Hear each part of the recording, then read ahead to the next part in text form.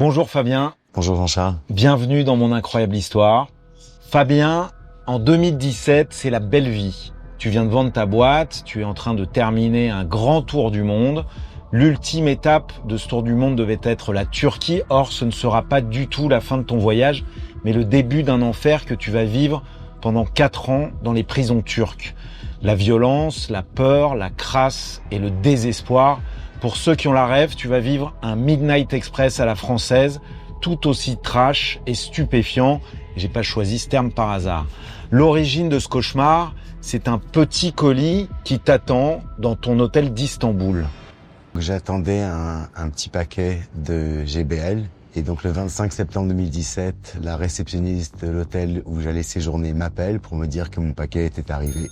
Alors qu'est-ce que c'est le GBL, Fabien? Alors GBL, c'est un nettoyant pour jantes de voiture qui est détourné en stimulant. C'est une drogue, c'est un stupéfiant? Oui, c'est utilisé dans le milieu gay comme une drogue. Donc t'es dans ton hôtel, la réceptionniste t'appelle. Elle me dit mon colis est arrivé.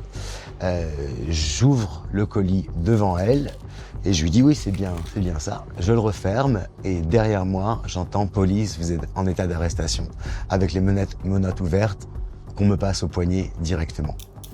Et là, moment de stupeur, je me dis qu'est-ce qui se passe? Le policier me dit drogue. Donc il m'embarque dans la voiture de police avec ma valise, avec le colis. Et il m'emmène au commissariat qui se trouve dans l'aéroport d'Istanbul. Tu comprends ce qui t'arrive à ce moment-là? T'es dans quel état?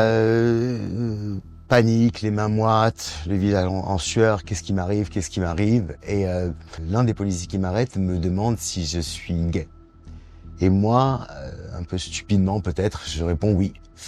Et c'est là qu'il me dit bienvenue dans ta nouvelle maison. Ta nouvelle maison, c'est quoi? C'est la prison, la tôle? La prison, ouais. La prison. Je pense que c'était assez clair ce qui allait m'arriver. Et donc, je demande pourquoi. Et il me dit drogue, trafic. Et je dis, mais c'est pour moi ce produit. Avec les menottes, j'essaie de lui donner mon téléphone que j'avais encore dans ma poche pour lui montrer la facture de ce produit, enfin, que je l'ai commandé pour moi.